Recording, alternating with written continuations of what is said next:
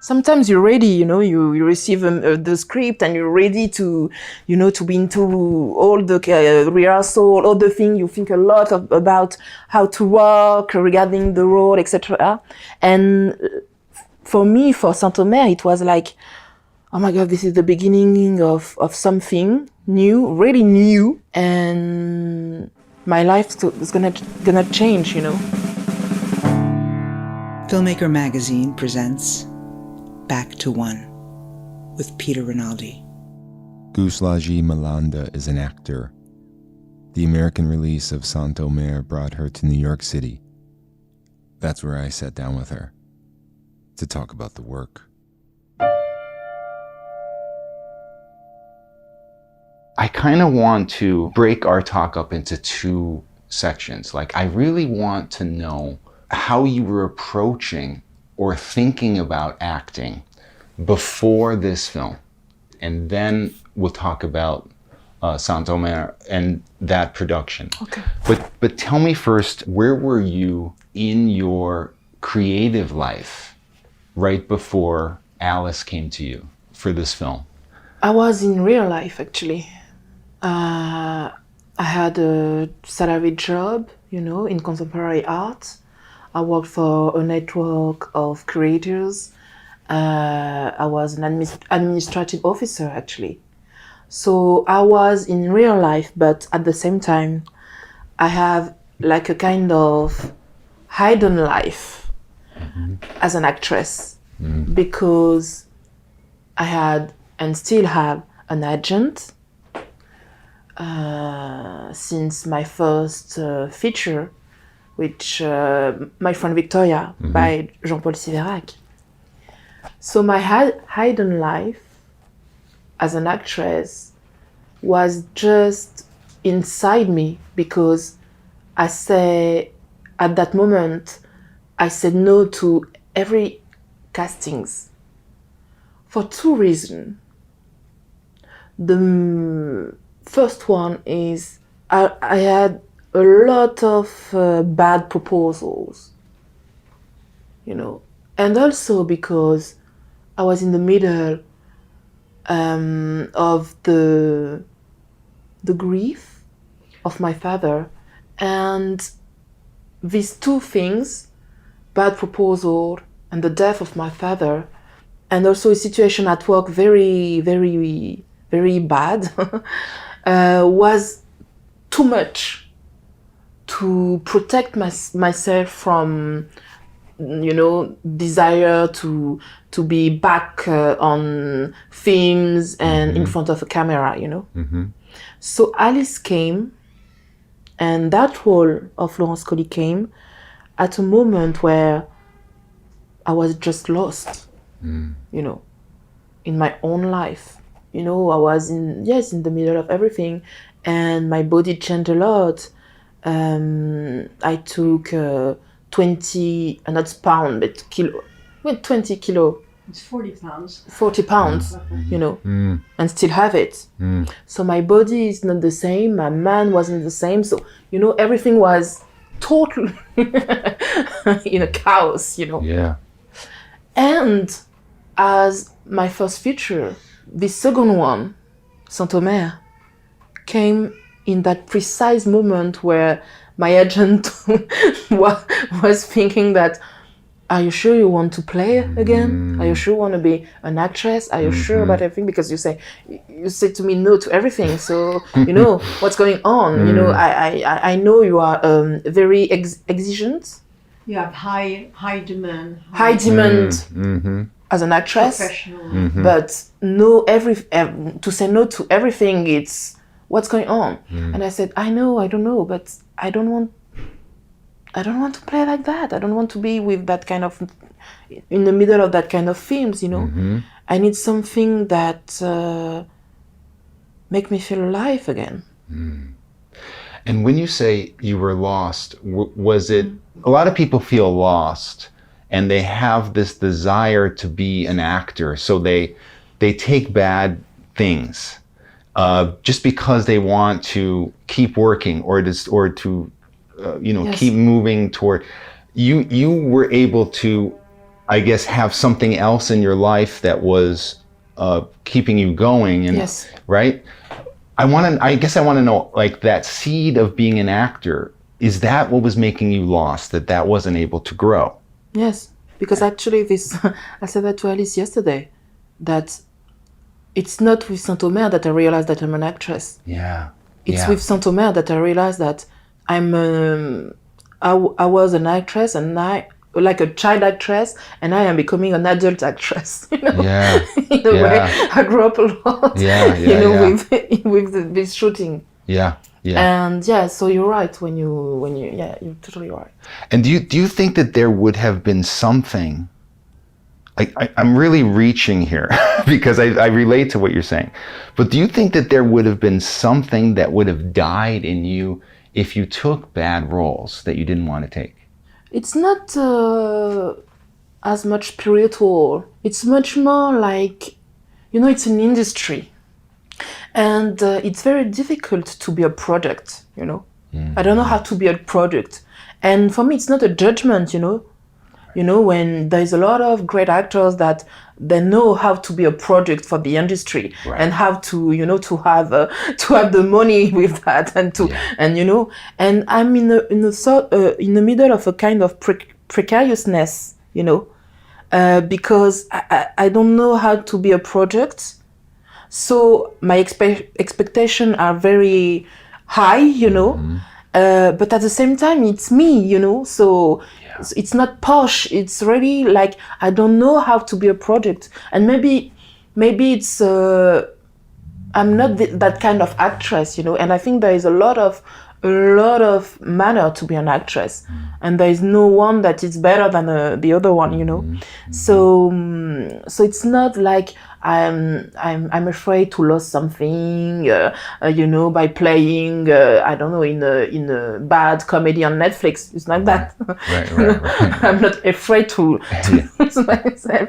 But I'm bad, I'm very bad in bad things. Yeah. And there is people that are so great in bad things. Right. But I'm bad. Right.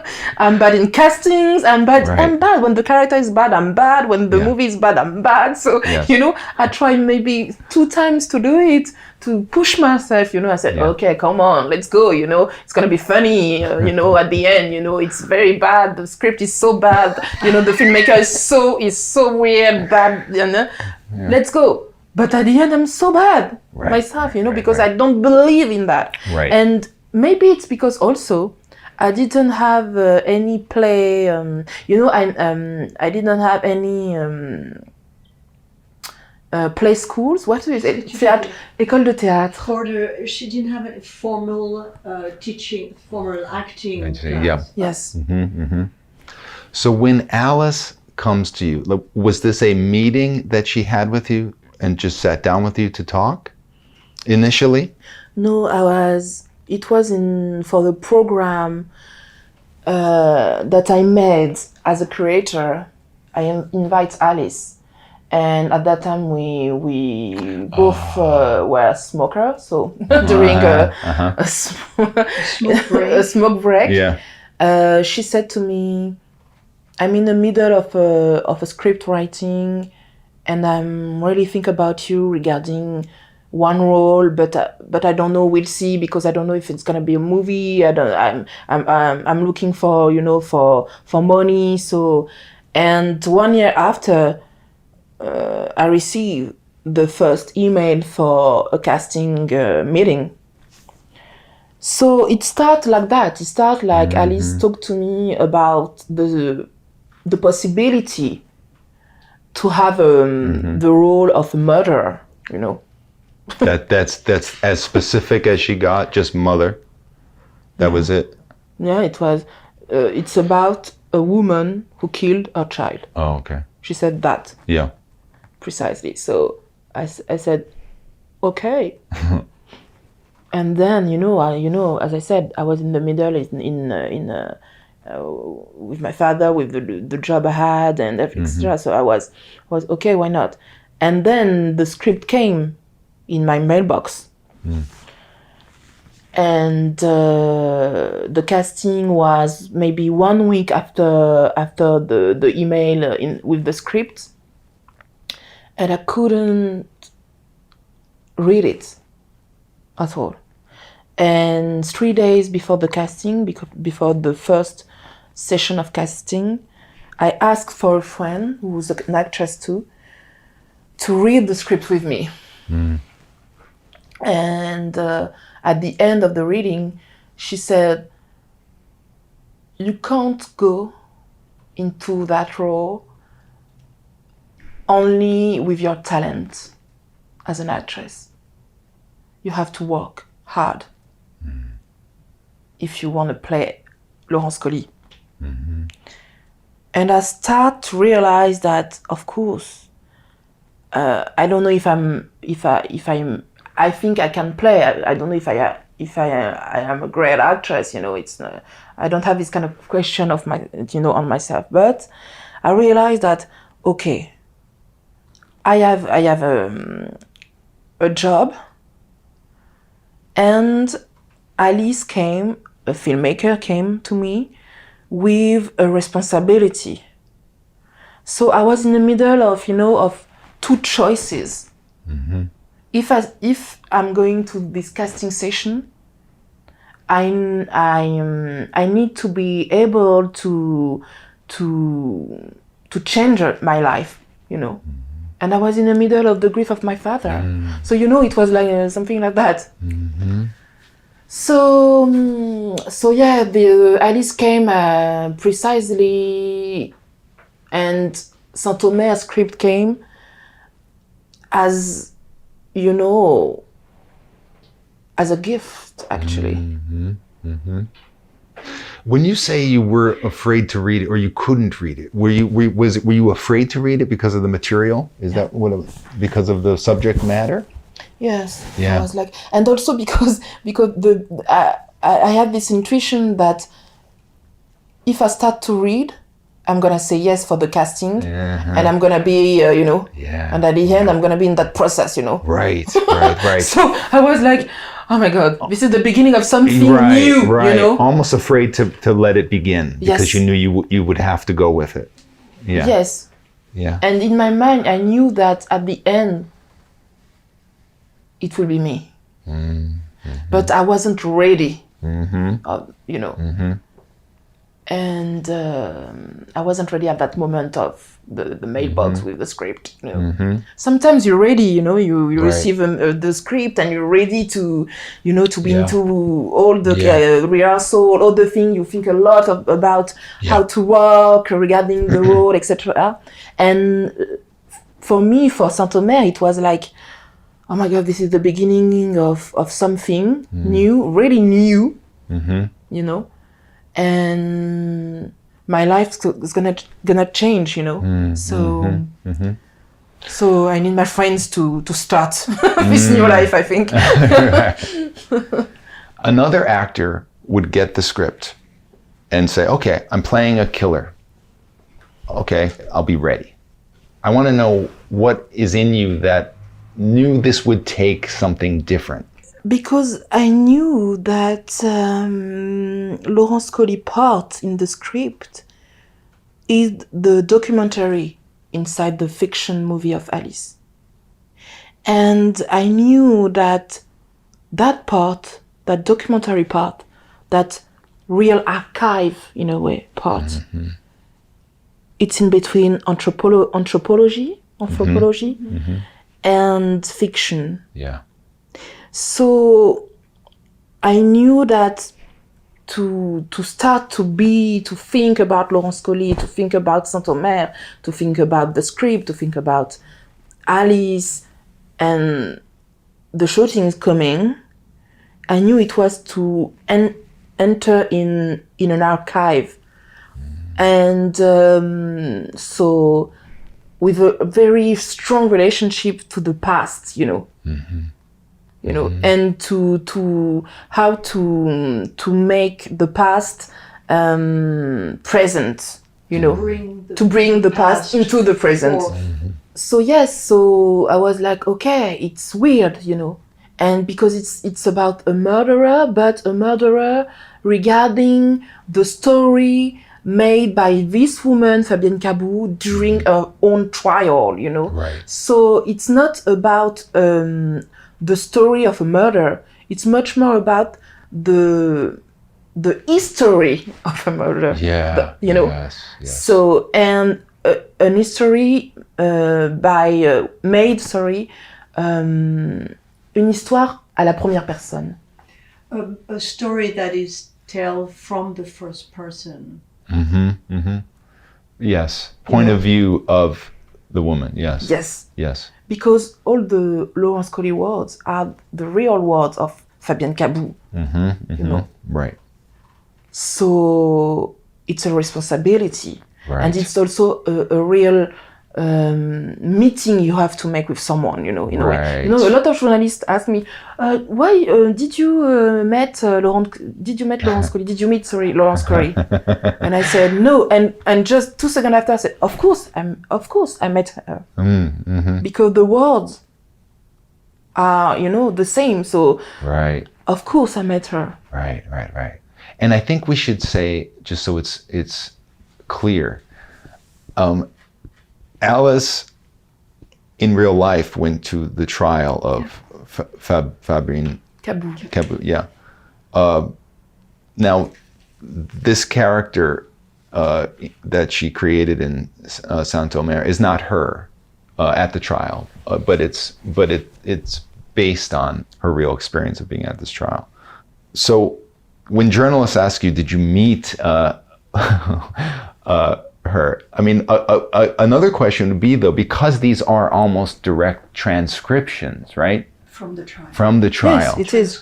Did you feel some kind of burden to that woman's truth? Do you know what I mean? Like, this is a character that Alice is creating, technically, using very much documentary tools. Yes.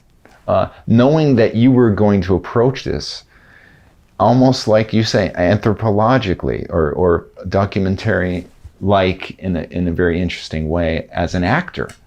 So was there a burden to the actual truth of this woman that it's based on that you felt within you?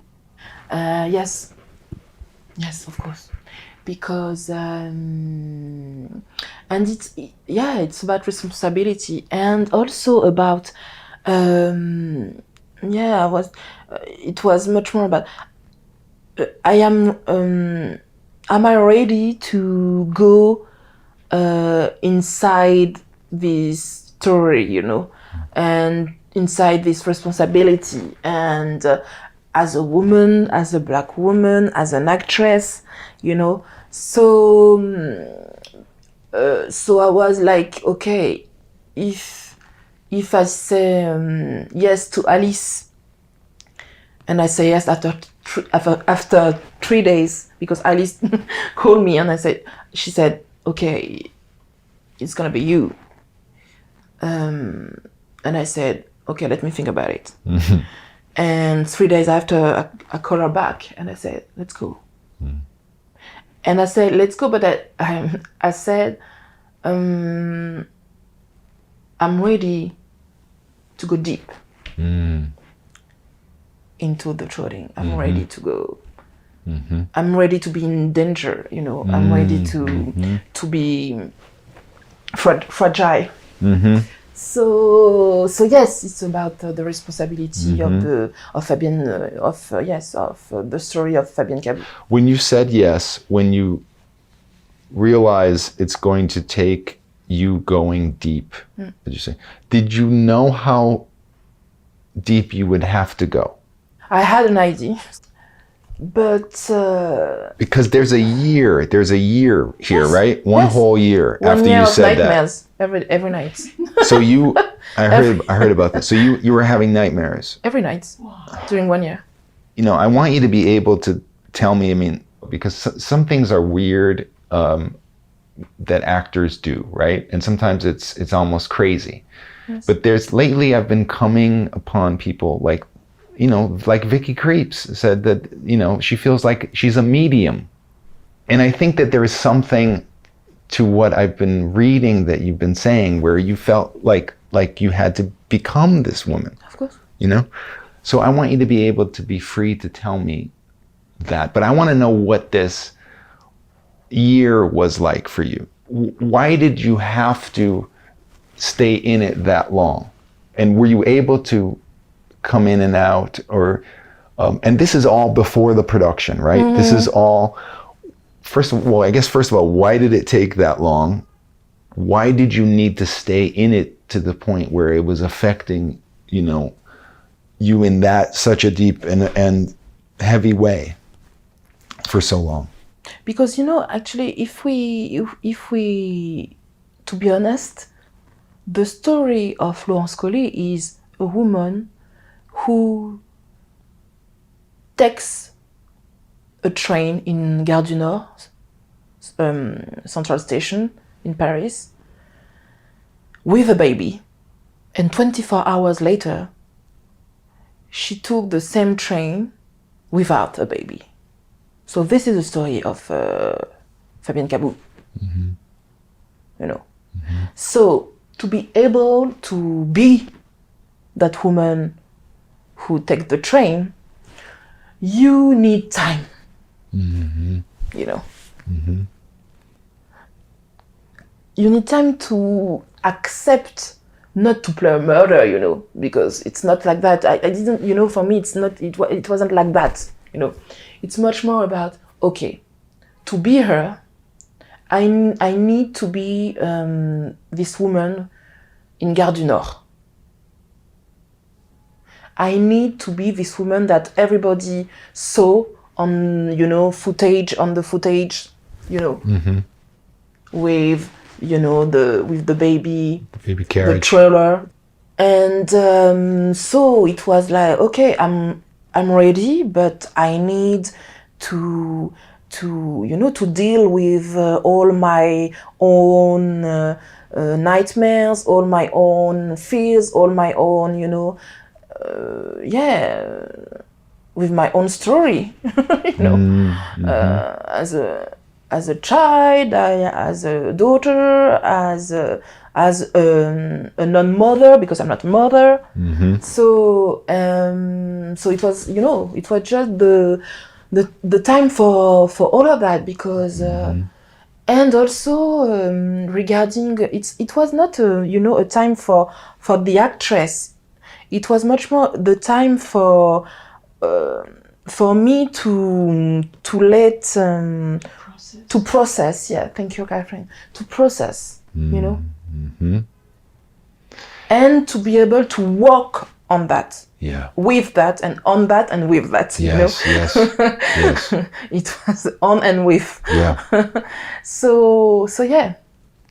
Was Alice involved that year with you, or did she feel like she needed to be doing something to help you? Actually, for her, it was I call it a casting sessions of 1 year, and for her it was I was waiting for her. Mm-hmm. We don't have the same, and mm-hmm. and it's great. Mm-hmm. But during that year, she was waiting for me.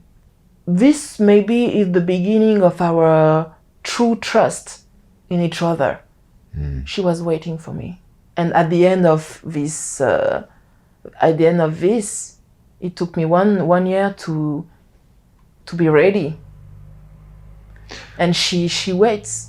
So it's something like very a proof of love, actually. Yeah. In a way, I get you.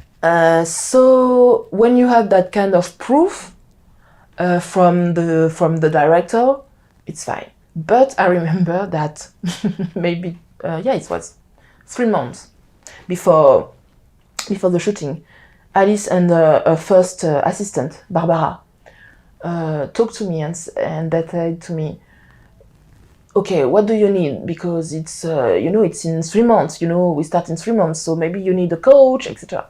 And I said, okay, the text, the text is fine. I watch a lot of movies, and as I said, the first step of working was to be able to welcoming all the nightmares, all the things like that. Okay, ça, it's okay.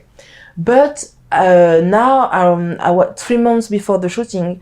I thought I need something now. I need something else. I need to be in something with the body, you know. But I didn't want to have an actor's coach. I didn't want someone who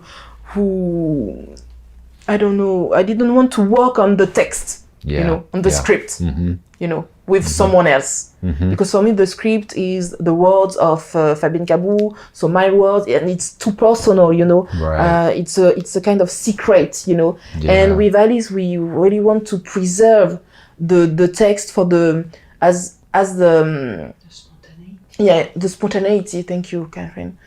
Of the text, of the words for the shooting, you know. Yes. So I didn't want to have rehearsals based on the text. Yeah. And so I was thinking about it, and I didn't find what I need, you know. And a friend she's not an actress, she's a normal person. She said to me, you know, I made some Tai Chi classes 1 year ago, and I met that guy, that Tai Chi master. He's great. Maybe you have to, you know, because I think it's also a question of breathing. And I said, what? Why not? I thought it was a question of words. And she said, no, it's a question of breathing. So I met that guy, Eric Gonzalez, this master, Tai Chi master, and it changed my life. Tell me how.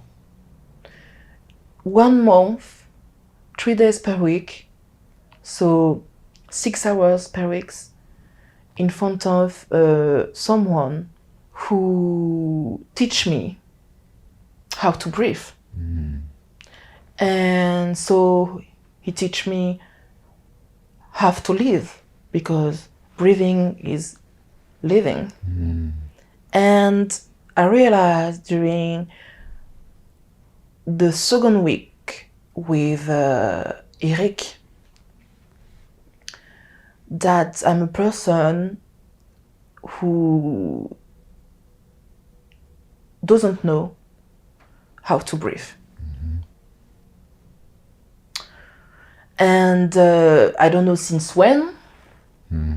I have some ideas, but it's personal. But I do je fais l'inverse. A reverse. You do a reverse breathing. Oui. C'est-à-dire que quand j'inspire, je rentre le ventre. Et quand j'expire, Put my stomach in, and when I expire, et c'est le contraire quand on respire. I do the opposite of what I should do as. Oh, I see. Yes. So this is the only story that I can tell regarding this session, because it's too personal. But yes, so and it was 1 month just before the shooting. Wow. So the last session of Tai Chi with Eric Gonzalez, the Tai Chi master, 2 days after, I'm in Saint-Omer. Wow. I'm on set. Wow. And did you know how Alice was going to film these days? No. Like long takes. You had no idea. You're shaking your head no. And I didn't ask. You know? I said that to Alice yesterday. I said, why you didn't tell me about it, you know? And at the same time I said, but I didn't ask you. Because we had that kind of trust, you know? So I came in my own trial. And when you came in your own trial, you don't know anything about what's going on inside, you know? This is the first day. You have your lawyer, she prepare you, but it's impossible to prepare someone to go on her or his own trial, you know? It's impossible, you know? So even if Alice, even if I knew it's gonna be like long, I was in Saint-Omer, and I was ready to be judged. I was ready to go to my own trial with the same fear that I think a real person, you know, with the same fear, with the same, you know, presence and absence at the same time, with the same, yes. So actually, it wasn't a question of what's going on inside on set, you know. I didn't care about the set because I was in the middle of my own trial. Wow. You know. Wow. So the set, you know, the photography, the lights, everything like that. Wow. For me, it wasn't important at all. At all. So yes, I have 25 minutes. I think the first day of the shooting was I played during 25 minutes in front of the camera. Wow. This is my first thing. I came with, you know, with the police officers, and I start to talk, and the camera, you know. So it's 25 minutes. When you put your head down on the pillow at night, every night during the shoot, was there a relief of these nightmares after each day because you were getting it out? No. Worst. It was worse. Yeah, because it's difficult to. But actually, it was worst. But at the same time, you have that kind of weird energy. Because you have to go to your own trial the next day, you know, and the next day, and the day after, and the day after, during 3 weeks. So there is that kind of, I was exhausted. I was afraid about the day after, but at the same time, I was ready because it's a kind of, you know, an athlete situation, you know. Yeah. You know. Yeah. Like it's not a competition, you know, of course. Yeah. But in a way, it's a bit like that because ça a à voir avec l'endurance d'aller à son propre procès tous les jours. It requires a great endurance to carry on every day. Yes. For a long time. Yes. So, at the finish line, yes, to go with your athletic analogy, what happened afterwards? The last day of shooting is the last image of the trial you see in the movie, in the film. Because we shot chronologically, strictly. Yeah.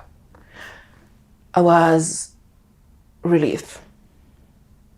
Were you back to It was the end of my trial. I was ready to go in jail. And I think the jail is it's a kind of relief for people inside a trial. It's weird to say that. I'm not saying that by it's not c'est pas une formule. It's not a formula. Yeah. No, je l'ai vraiment ressenti comme ça. I really felt it that way. Yeah. I was relieved and I was ready to go in jail because jail it's much more quiet than the trial. Right. Because you're alone again and you... Right. A trial is something very violent. Right. Very violent. Et j'ai eu une vraie empathie. And I felt a real empathy.